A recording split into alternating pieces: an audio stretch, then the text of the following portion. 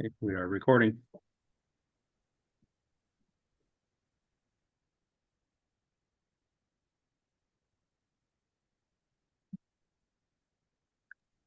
Amanda, it's not Hello. letting me record.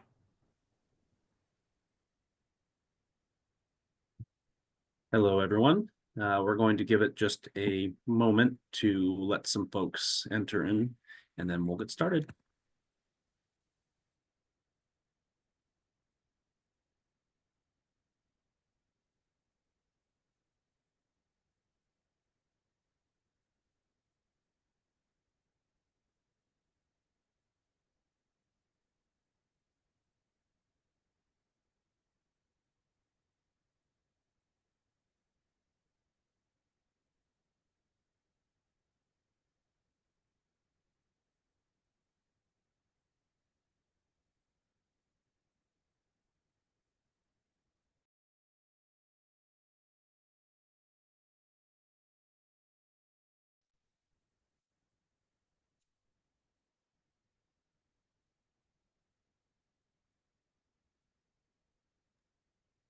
All right, so it looks like we may have most folks here at the moment.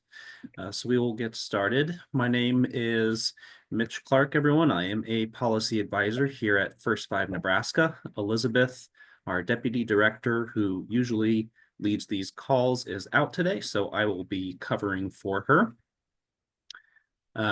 First Five Nebraska, as all of our friends here know, is Nebraska's only statewide public policy organization focused on early care and education policy, as well as maternal and infant health policy. And as we get started here today, I am going to hand it over to Raquel, who will do the language justice statement. Hi, everyone. My name is Raquel Medina. I am here representing the CLC, and I will be your interpreter today. We focus our efforts in creating a safe space for everyone to express themselves in the language of their heart while we continue to rally for language justice. And we want to create spaces where people feel comfortable expressing themselves. We will be using simultaneous interpretation. So when I finish saying this in Spanish, we will turn on interpretation and you will see a globe icon that says interpretation. So make sure if you're joining us from a different device, like a phone or a tablet, that you see the three dots in the bottom right corner of your screen and select the language you prefer. And everything that you interpret is confidential. It will be interpreted in real time. As a friendly reminder, remember that Spanish is 20 to 25% longer than English. So be mindful of your speed and try to keep a comfortable rhythm so that I can interpret everything accurately. And otherwise, it may be compromised. And if at any point I need the speaker to pause, I may use the turtle icon just to remind you that I need time to get caught up. Saludos, mi nombre es Raquel Medina y seré su intérprete hoy y estoy aquí con el CLC. Nos centramos en crear un espacio seguro para que todos puedan comunicarse en el idioma de su corazón, mientras también estamos luchando por la justicia lingüística. Nos comprometemos a que todos puedan comunicarse en el lenguaje en el que se sientan más cómodos. Vamos a estar utilizando la interpretación simultánea en este espacio. Cuando yo termine de decir esta información en español, vamos a activar interpretación y van a ver un icono en forma de globo en la parte derecha de su pantalla. Si se está uniendo a nosotros desde un dispositivo móvil como una tableta o un celular, busque los tres puntitos en la parte de abajo del menú para que escoja el idioma que prefiere. Y quiero recordarles que el español toma 20 a 25% más que el inglés, así que por favor sean conscientes de la velocidad con la que hablan, mantengan un ritmo cómodo para que yo pueda interpretar todo de la manera más efectiva. Si en algún momento necesito que el moderador haga alguna pausa, voy a utilizar el icono de tortuga. Muchas gracias. I'll be posting this in the chat so that you can be reminded of how to select the mode that you prefer for your language that you're going to listen in. Thank you so much.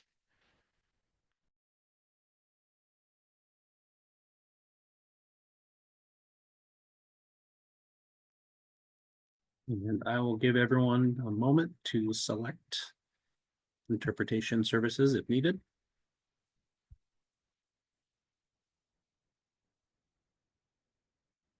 Okay, so as I mentioned, everyone, my name is Mitch Clark, and I am a policy advisor here at First Five.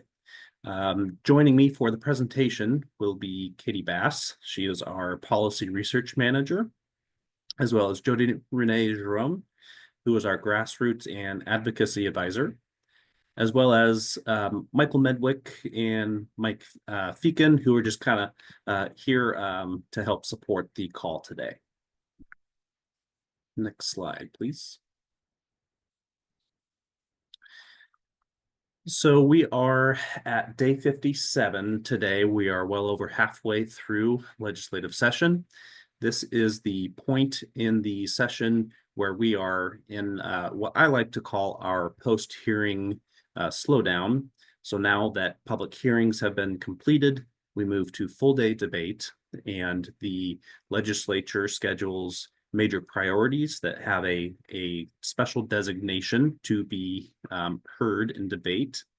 Oftentimes you'll see lengthy debate for these. There may be some contentious bills or that will require a lot of debate before going to a vote. And so things will slow down while we wait for the legislature to make its way through all of these different debates. There's a few key dates to keep in mind here. The first would be April 22nd at 1:30 p.m. will be our next policy call, where we will give you some updates on where we're at in session. And on April 29th, the budget bills are required to be placed on the first round of debate or general file by this deadline. Debate for budget bills will not happen, however, until May 6th. And that is where we will see what the fiscal situation is in the state, which will have some implications for the bills that we have led here at First Five or that we are interested in. As we get through some of these slides, you will notice just a quick reminder, if text is grayed out, that means there are no updates since the last time we had conducted this policy call with you all. If you would like to see previous legislation that we may not address here today, you can go to our website at first5nebraska.org. And at the homepage on the very top will be a link for our policy calls where you can learn more and you can view the recordings for our bills. So as I mentioned, we all wait for the budget bills to get to general file and for debate, after which we will have a better idea of where we are. May 15th is the deadline to introduce interim studies. So quick recap for folks who may not know, an interim study is a non-legislative bill. It's a resolution introduced by a senator which seeks to explore particular policy issues. Typically, there will be public hearings on these in the fall after the legislature has concluded for the year. And that is where senators will start to gear up for potential legislation the following year and dive deeper into the issues they have in that interim study. June 9th will be the last day of session. So as we get through May, we will have mostly concluded the legislature's business. There are some holdover days in the beginning of June to wait for any potential veto measures that the governor may have, and those holdover days allow the legislature time to address any potential actions they may need to take as a result of a governor veto. Next slide, please. It will be a next couple of slides, actually.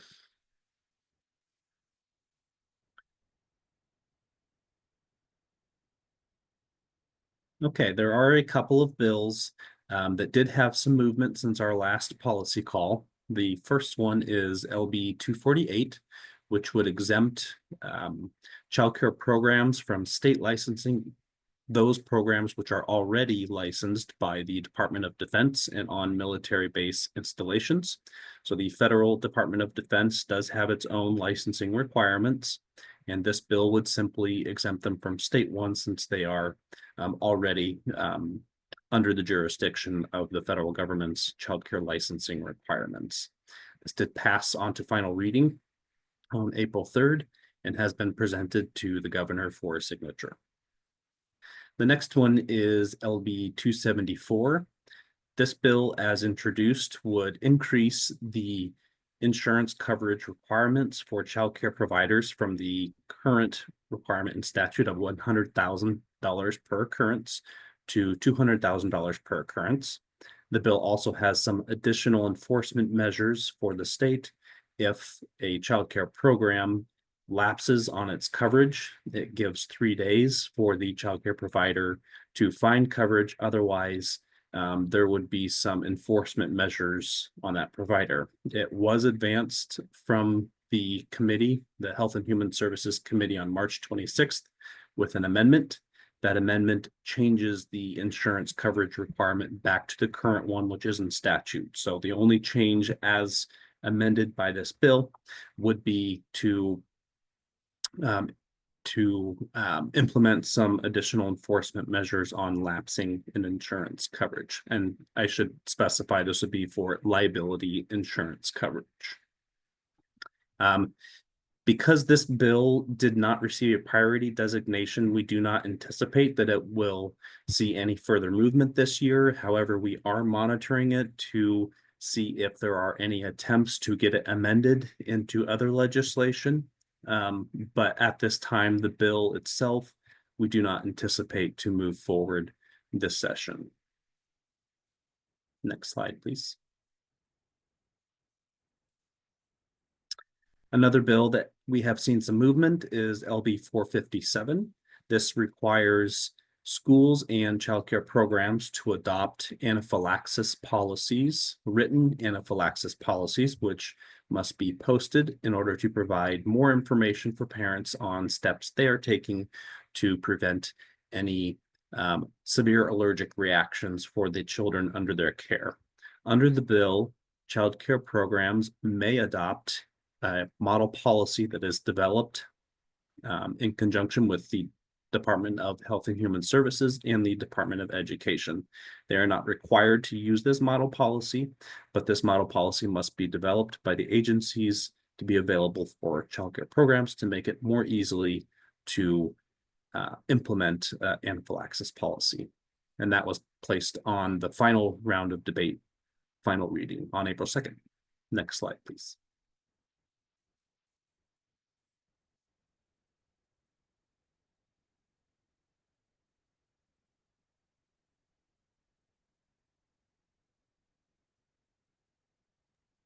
Okay, and next I will hand it over to my colleague, Katie.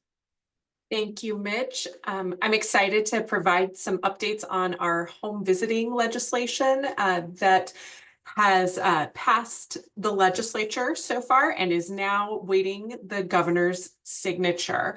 So on April 3rd, LB 22, which would require the Department of Health and Human Services to file a state plan amendment for evidence-based nurse home visitation services, did pass the legislature. As you can see there, it passed overwhelmingly. And embedded within LB 22 was LB 104.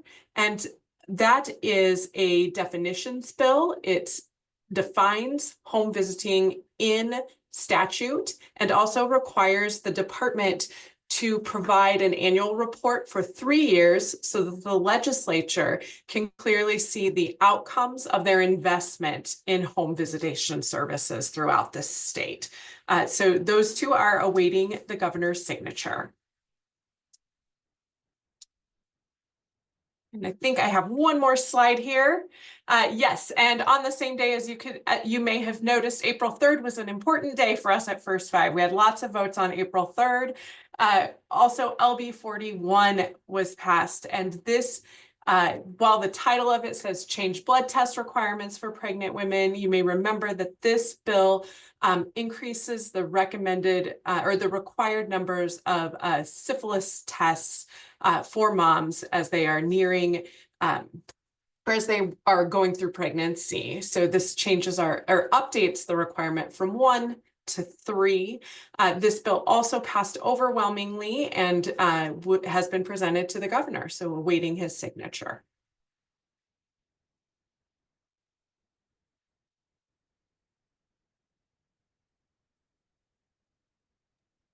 And now I'll hand it over to JR. Thanks, Katie. I am so glad to see all of you and some names that I have worked with in the past and some new ones. I want to just give you a quick update on the advocacy and engagement opportunities. So the first big one is that we are getting ready to launch the 7th cohort of the Policy Leadership Academy. We will be having a Zoom on April 22nd at 1:30. It is going to be on the same time and day as the next policy meeting, but I will point out that both are recorded and will be on our website. That's going to be a space for me to go over the big picture of what PLA is, get into some of the deeper details so that people know what to expect, both in the application process and then during the cohort. And those questions will also be captured. And in the meantime, you are welcome to get on our webpage, look for the blog, and there will be more information on that. You also can give me a call at the email below. We've also launched our provider-only call. It's an office hours style meeting about advocacy focused on providers and provider voice, facilitated by Fekin and I. And so that will be May 6th at 1:30. We'll continue on with those after the session has ended, but we will wait to hear what providers give feedback on for frequency and timing. So as we keep going, there are still some things to be done this session, some coordination, some senator education. If you want to be a part of that, we would love to have you join a large and wonderful network of advocates. So you can reach out to me at the email down there, jjarone@first5nebraska.org, and I will get back to you, and I'm looking forward to connecting. And that's it for me, Mitch. Thank you, JR. And next, we will hand it over to Michael Medwick, who has some information about our tax credit campaign to share. Sure, thanks, Mitch. Just by way of a quick update, if you've been on any of our recent policy calls, you've heard me repeatedly encouraging folks to share the survey links for the school readiness tax credit and child care tax credit.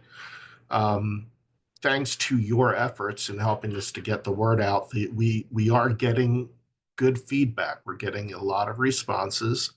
Those credits those surveys will remain open until the end of April. So we are encouraging you to continue sharing those links. I'll put them in the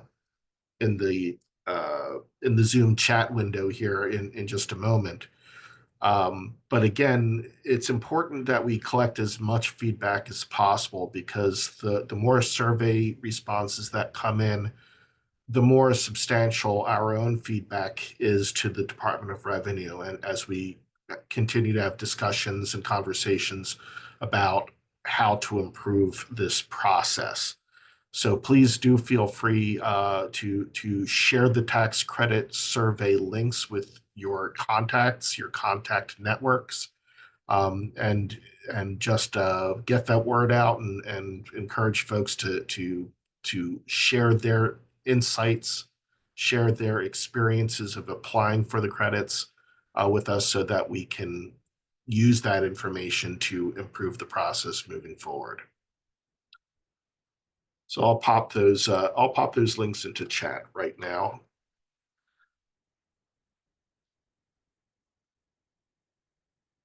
And as always, feel free to reach out to me if you have any questions about the surveys. I think that's it for me, Mitch. Thank you, Mike. To give everyone just a quick couple moments to submit some questions, we will open it up now. You can reply either in the chat or you can come off mic to ask us a question. Real quick, I did want to just touch on what's happening at the federal level. I know there is a lot of uncertainty right now, and we certainly don't have all the answers right now, but wanted to let you know that we are monitoring closely any developments. So there is the federal budget that we are monitoring, which could have an impact on our state budget. There are other actions at the federal level, whether that is immigration or trade policy, so many things up in the air. I know there is a lesson life is giving us right now that sometimes you don't always have control over how things in the wider world go, but we're taking it day by day. And we're here with you, and you have any concerns, feel free to reach out to JR. If there's other questions we can answer about what's happening on the federal level, we're happy to find some more additional information. So I'll still leave it open here if anyone has any questions.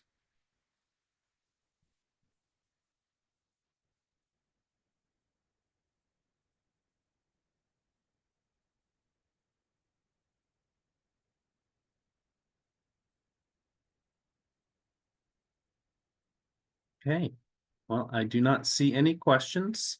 So just would bid you a good day, and we really appreciate you joining us today.